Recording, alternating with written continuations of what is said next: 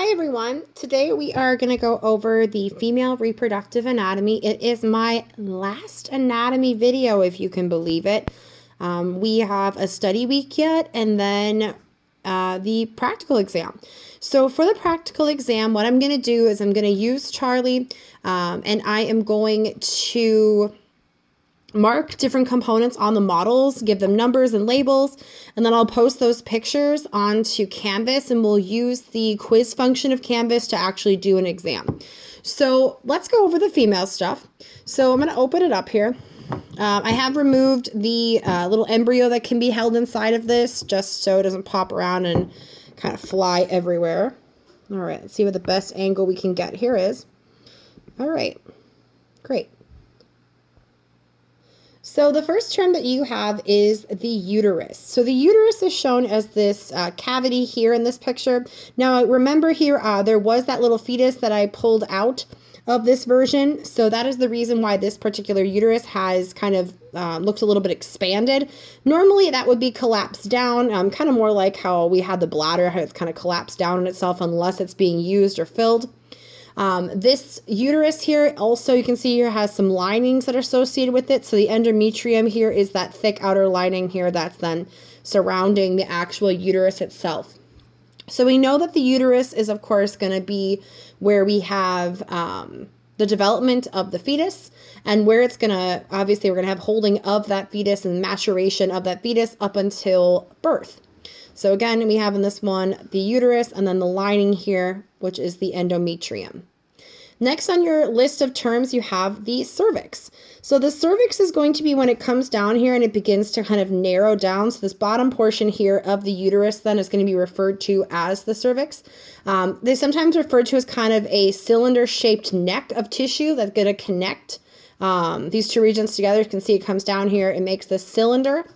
And then that connects down to the vagina. So you have the uterus, and then makes the cylinder, which is where we get into the cervix, and then we connect down here to the vagina.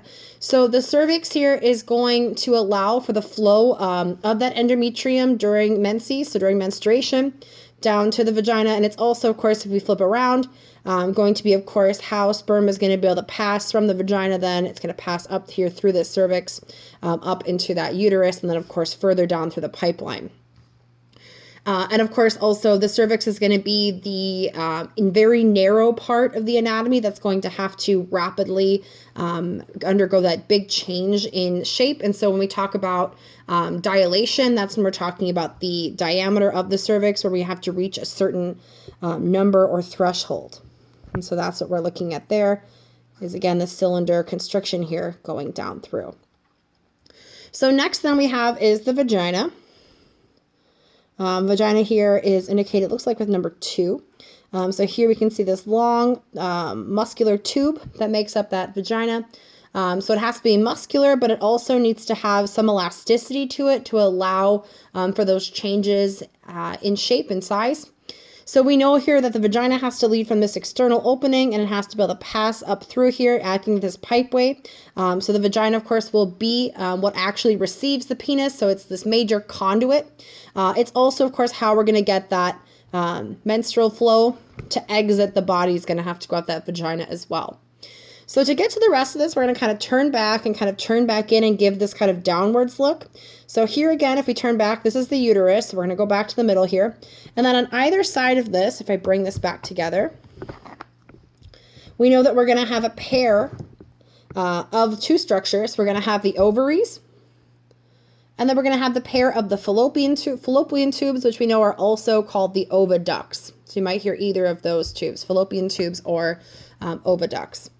So if we go back and we looked at one of them again, let's find the best view. They're kind of awkward because they're hidden kind of back in the corner here. So I apologize for that. I think that's about as good as I'm going to be able to do.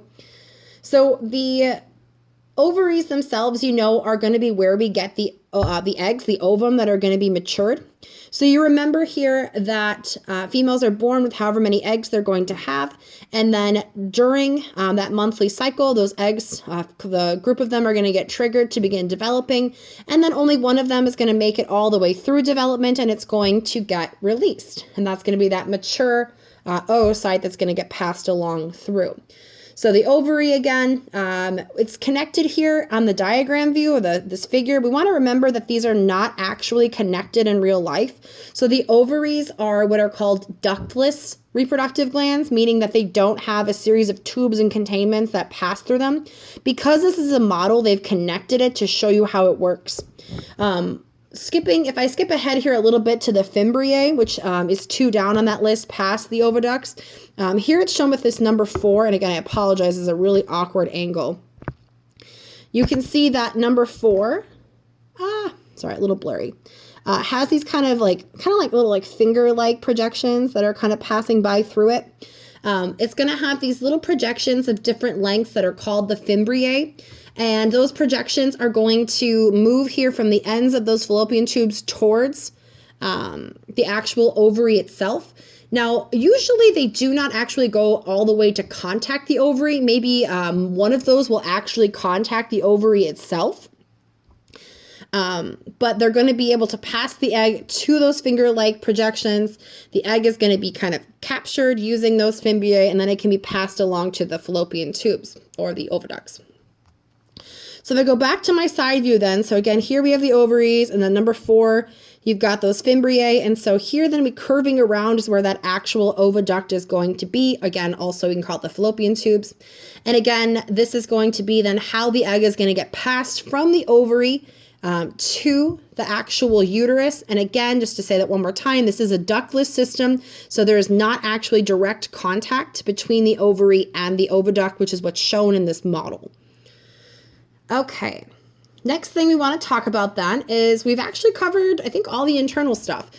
So we've traced here how the egg is going to get passed via the fimbriae to the oviduct. Sorry, I can barely get my finger in there.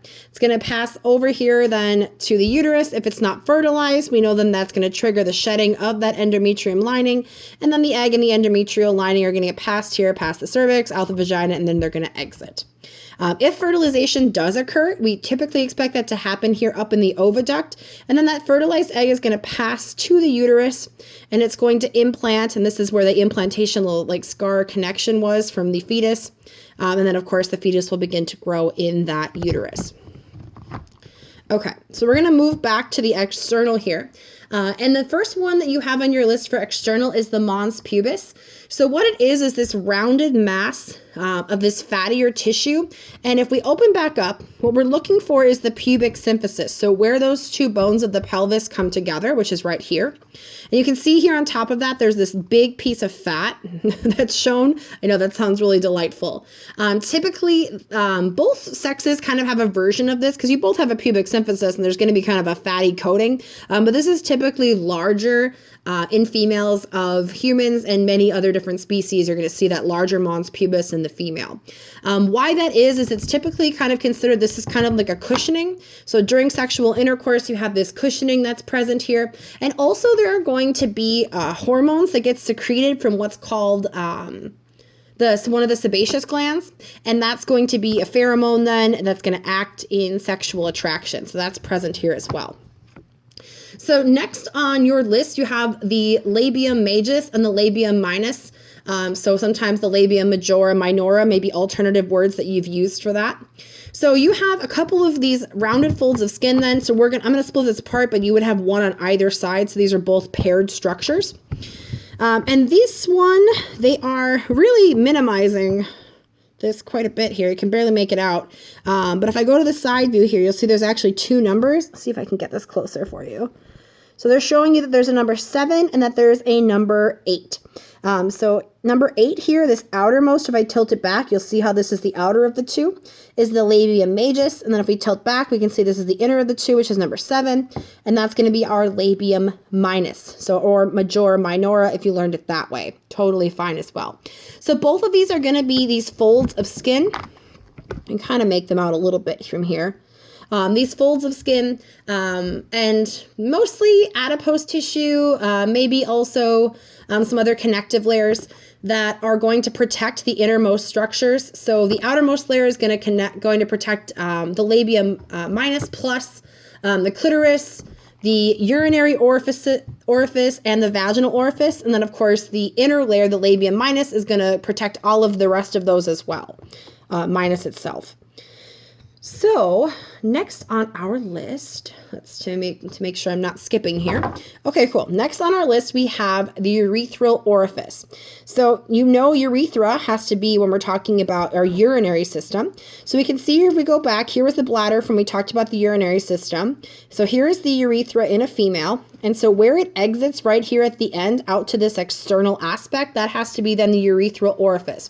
And not too surprisingly, the function of this you probably can guess. This is going to be, of course, to remove that waste, to remove that urine from the body. We need that urethral orifice. If we go backwards here then, so if we look at the body here, it means we're going further back, we're going more posterior. Then we're going to hit the vaginal orifice here. So the vaginal orifice is this median slit then. Again, it's behind the urethra or behind the urethral orifice. And its function is probably pretty obvious. It acts as both an in and an out. So an in here, of course, it's going to be where the penis is going to enter, and ultimately that's going to be required, of course, for fertilization. And as an exit, we know that, of course, menstruation is going to require that blood, that endometrium is going to be able to exit here out the vaginal orifice. And of course, during childbirth, that is also going to have to be the final exit then for the baby. So next on the list then, if we kind of go back out, next on your list, you have the clitoris or the glans. So you should be able to kind of figure out where you're supposed to be looking. So back here we're at the anus, here we're at the vagina. So if we're looking for the clitoris, we know we're looking up here, and here it's being indicated right around number 13. So if we go inside here, oops, sorry, it's a little hard to make out. We're going to see that the clitoris then is shown with this little structure right here. And we can see there is this bunch of tissue and nerve fibers coming in here. I think this is a number 11 that we're indicating for that. And this is going to be, again, we call this the clitoris or the glans. And this here with number 11 is specifically what I'm referring to. But we have this small, sensitive, and somewhat erectile portion. You can see the muscle fibers that are shown here. So sort of erectile portion of our female genitalia. And this is the far anterior side here of our vulva, if we're looking from the front. What else can I tell you? It has the most nerve endings of any part of the body. So it's a highly dense little bundle of nerve fibers. And of course, its major function is in arousal. And of course, the function of arousal in terms of reproduction is to facilitate intercourse. So next on that, you have the prepuce, or what's known as the clitoral hood. Here, then you can see there's kind of a little bit of an outer layer here to this outside of that clitoris. So that is the hood. You had that same structure that was indicated in the male anatomy, but for that was the foreskin. So here the clitoral hood is the female equivalent of that structure. So again, a small fold of skin, and its major function, just like the foreskin was protective, the hood of the clitoris is protective as well. Okay. So if you're learning that, you want to be able to trace the path of the egg, and you want to be able to do that from the ovary, the function here of the fimbriae through the oviducts to the uterus. If there's no fertilization, you want to be able to trace the rest of that path. So, the loss of the endometrium, cervix to vagina, out vaginal orifice. And of course, obviously the opposite as well. If there is fertilization, then where that embryo is going to develop would be the next thing you'd want to know. Externally, when you're tracing through, you should be able to identify those orifices. You should be able to identify the two layers of the labium. You should be able to identify the clitoris and the clitoral hood that we pointed out in the side view here as well. Okay. So the next part that you have on your list, unfortunately, our model is not very good. I'll show you a couple of the structures that you can see on it. So I just pulled this off of our model. You probably tell just looking at it that there's not very many structures that are indicated on it. So the first one on your list we do have, though, that's the areola. So this areolar region is usually associated as a pigmented region. So looking in here, I was like, oh, P is for pigmented. There you go. So it's typically a region here of circular and these radiating muscles that pass through. And it's usually, again, pigmented and a little bit roughened surrounding the nipple. And the reason that muscular nature is important is because it's going to allow for that nipple to firm, and then that's going to allow for suckling. So tactile stimulation of this region is going to allow for, I don't know why there's a timer going off. Alexa, cancel timer. Sorry about that. So that's going to allow for the nipple to become firm because of the presence of those muscles and that tactile stimulation, which again we associate with suckling to encourage nursing. There are also going to be sebaceous glands in this region, which are going to also facilitate nursing as well because they provide a lubrication. Next on your list then is the actual nipple itself. So this is the major projection of those mammary ducts that's going to serve for the actual kind of dispersal or just kind of dispensal point of the milk.